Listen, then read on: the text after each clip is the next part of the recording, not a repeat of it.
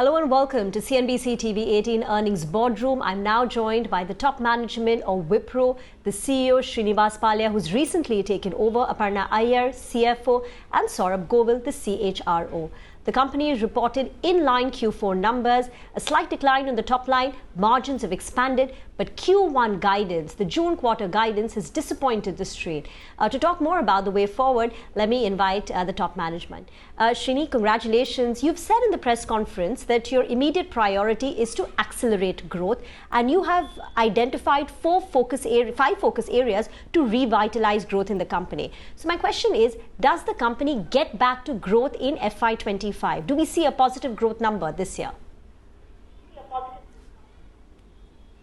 Thanks, Rima. And as far as the macro environment is concerned, I think we can't predict at this point in time. If you look at what's going on, whether it's a political situation or in terms of the wars that are going on. So having said that, we also give only quarterly guidance. So we've given the guidance, and you heard from us what the guidance for quarter one is going to be. Now, the priority for us at this point in time is how do we execute to the 5 priorities that we called out, right? Whether it's to do with creating a large deal momentum, or whether it's to create a growth in some of our large accounts and also accounts that we think can be large accounts. We make sure we have the right solutions for the clients, which are infused with AI but consulting led. And then the last but not the least is building the skills which actually are very industry specific and also can be able, can offer the solutions that we have for the clients. So to me, instead of trying to predict what's going to happen, I think what's important for me and the team and for Wipro is to execute to what's coming in our way.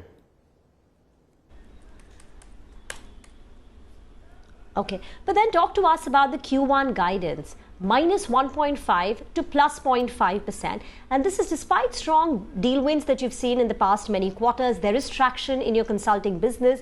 Your Capco order booking have gone up, 44% on a sequential basis. So why is your guidance so muted? And also, as a separate question, if you could tell us, in your guidance, what are you baking in? Which pockets will grow and where is it that we are likely to see a degrowth?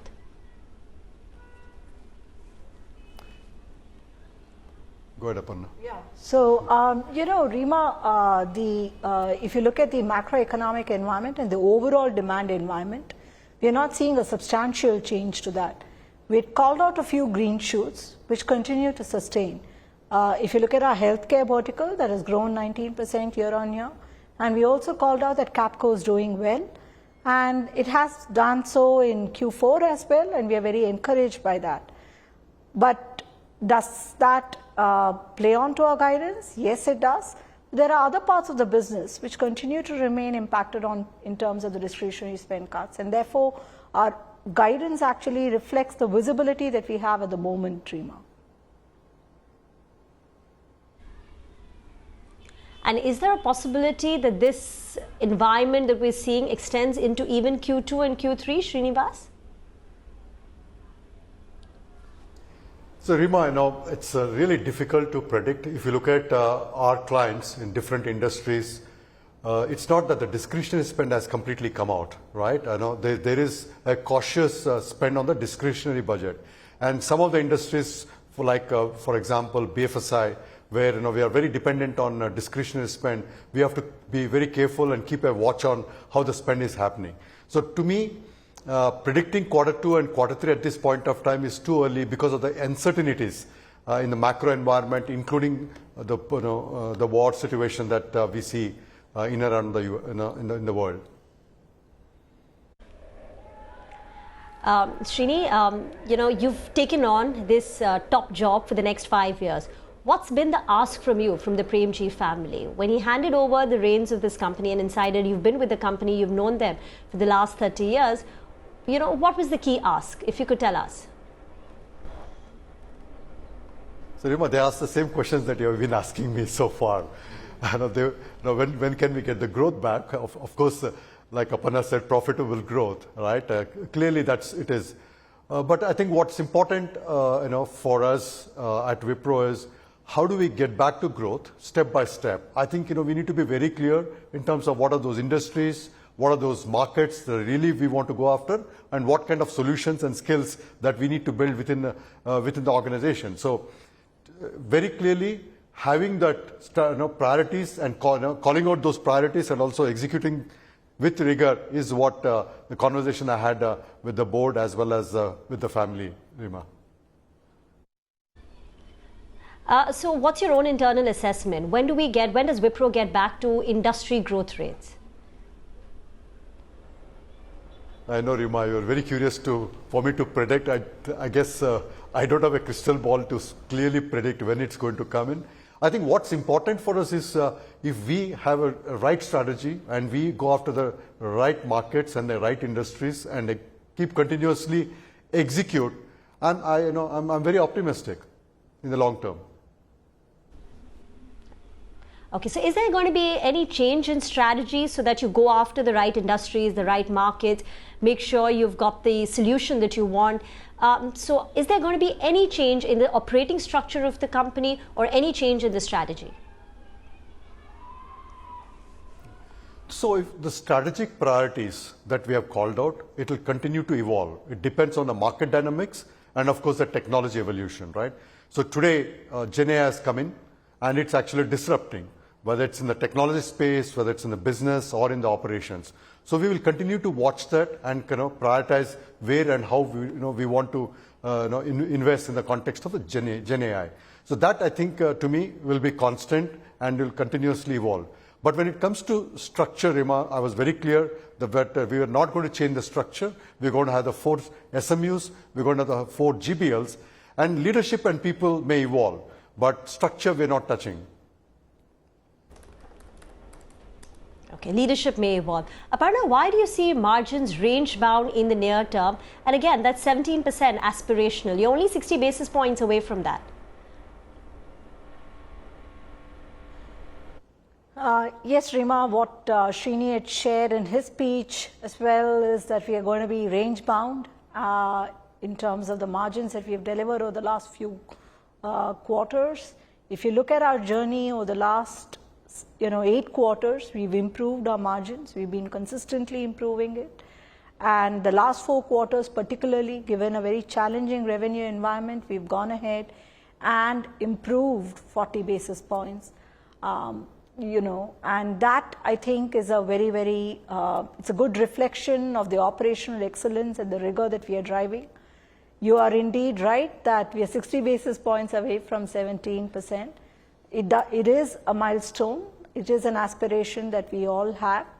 But one step at a time, like Srini said, revenue is very, very critical and the growth is very, very critical. We will remain very focused in investing for growth and drive operational excellence. And our margins will be a function of these 2 factors. Okay. Saurabh, 6 consecutive quarters when the net headcount of the company has declined. Would you be surprised if again, next quarter there is a headcount decline? And again, on margins, where do you stand? Is it in the comfortable zone now, or do you see margins trending, attrition trending low? I'm sorry. So on the headcount, you've seen this playing out given that the demand environment has not been so great. Over the last few quarters, we have not grown. This fiscal, we have degrown as a company. We had room for operational efficiency, which we have used. Our utilization in this quarter has reached an all-time high for us. So we are very happy that we have made operational improvements, and because of the demand environment has led to from a headcount perspective. I believe that we will continue to work on operational efficiencies, but as the demand environment improves, we will see headcount growing back. From an attrition perspective, I'm seeing that what we were seeing a declining trend over the last few quarters, it's plateauing now.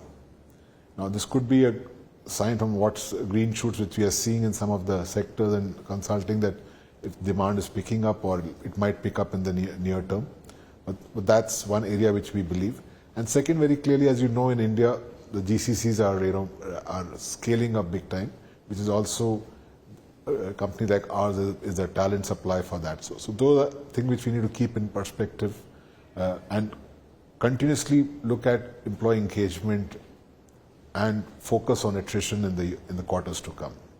But one good thing is that we are seeing a good trend of people coming back to work, and that's inching up every day, So that the engagement and, people getting more part of the ecosystem is also helping us or will help us in the coming quarters. Just one final question. In the press conference, you also said that you will honor the earlier made offers before going back to campus for fresher hiring. What's the number in terms of the number of offers you all have to honor? So, Rima, as I had mentioned in the press conference, first we will honor every offer we have made. As we onboard freshers, we actually reach out to a group of people with the right skill and ask them who are interested, and then we onboard. What we are seeing is things fluctuate. Because there's some demand happens somewhere, numbers go down, some people are not interested at the point of time. So I'm reluctant to give an exact number to, on that one, but I just want to re-emphasize that we will make sure that every offer is honored before we go back to the campuses. I think that's critical. That's what we have been saying, and that's what we have been doing. Gentlemen, thank you very much, and Aparna, for joining in. Wish you all the very best. Thank you.